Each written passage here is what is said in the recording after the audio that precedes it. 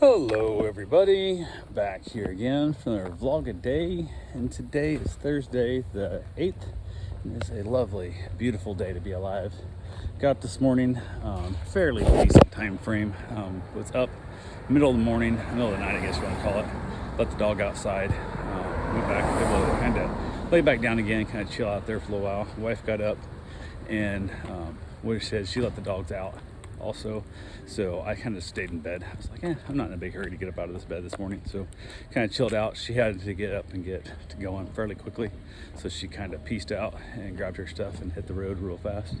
I finally got up, not long after that, but a while after that, got the dogs fed, all that good fun stuff. The new one's got a bunch of medication and stuff, so I can make sure it gets its pills, all the good fun that comes with it. So got that wrapped up and taken care of.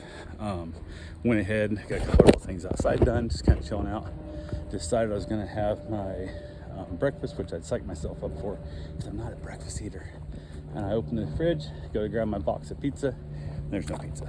I'm like, I don't even been long enough to throw it away yet, so what the hell's going on? And I asked my mom, I'm like, hey, where's the pizza? She goes, oh, Karen took it to work with her. I'm like, excuse me?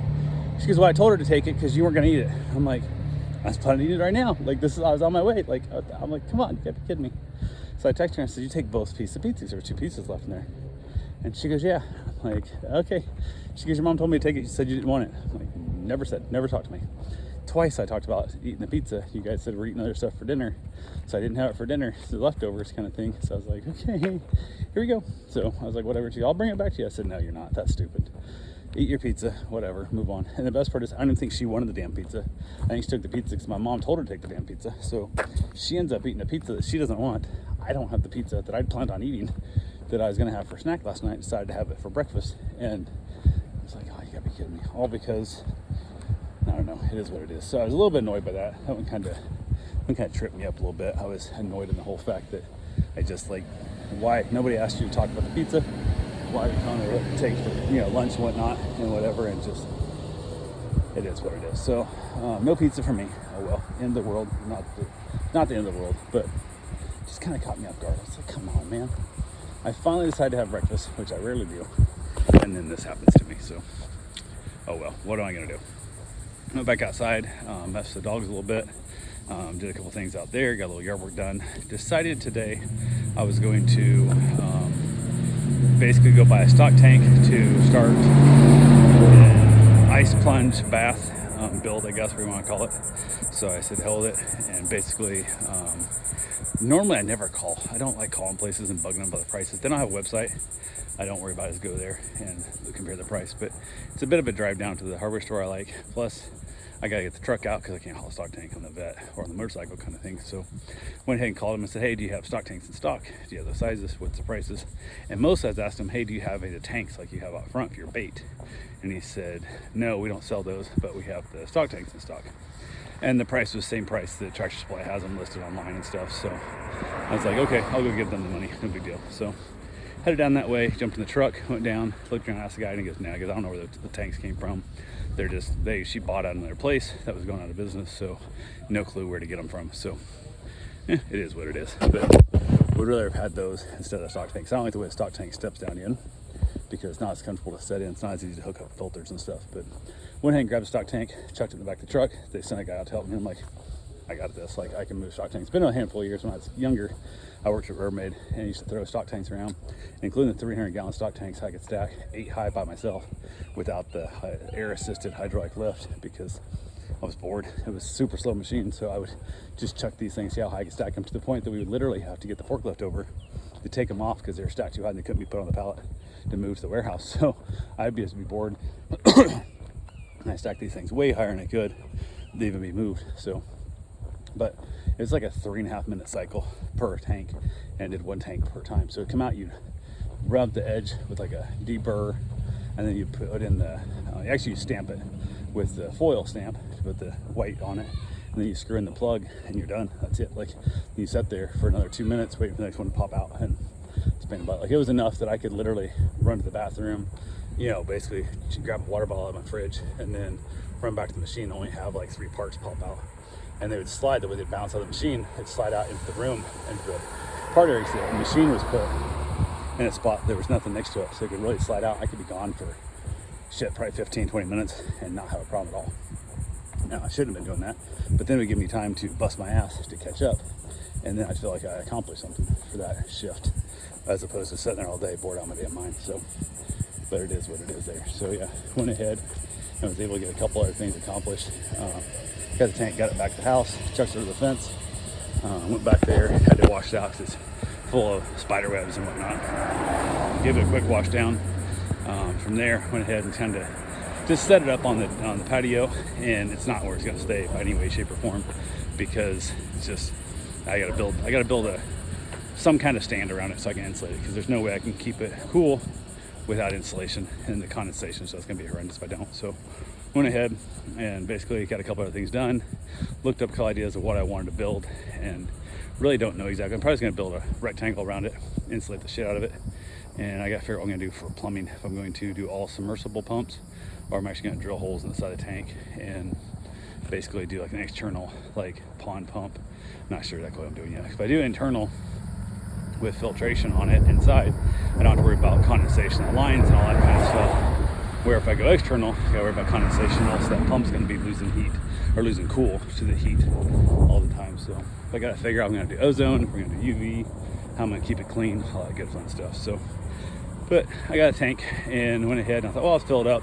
And I thought, well, I figured about at the other house across the street how long it takes me to fill like a 10-gallon jug, or my stock tank, 220 gallon. This is 150 gallons, so I know about how long it's gonna take. So I start the hose, and I thought I'll go for my run, come back from my run, it should be close to being full. I turn on the hose, I go do a couple things, mess around with stuff, come back out, and the thing is already full. I'm like, what the hell? And it wasn't overflowing, but it was damn near. Like, it was full enough I couldn't got in it. And I was like, how is that possible? Like, what the hell?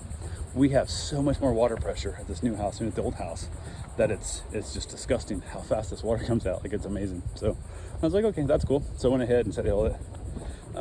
Went ahead from there, drained down a little bit so I could get into it, and then I had some half-gallon water jugs I used for my coolers and stuff.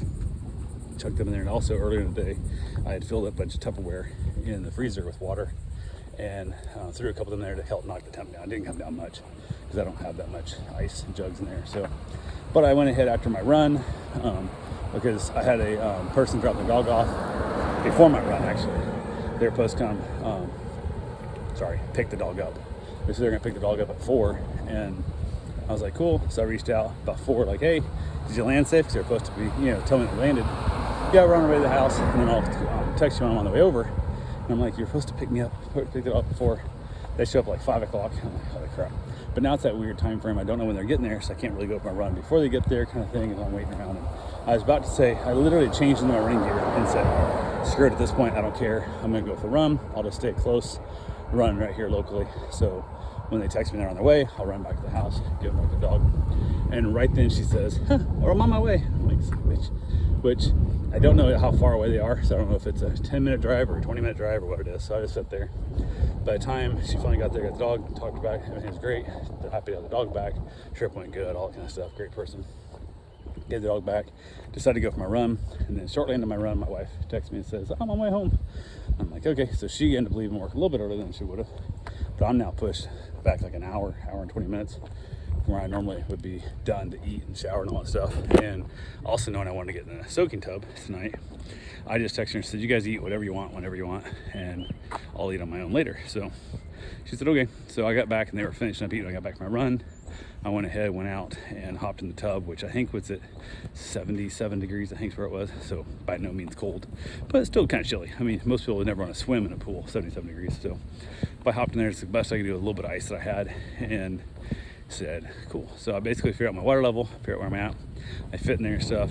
Sent my wife a picture of the ice jugs floating in the cool plunge, and she came out. We chatted for a minute, asked her if she wanted to get in. She got like, no, not a chance. I'm like, okay, whatever, loser. So now I got to decide if I'm going to order a $1,000 chiller or if I'm going to just keep putting ice in it.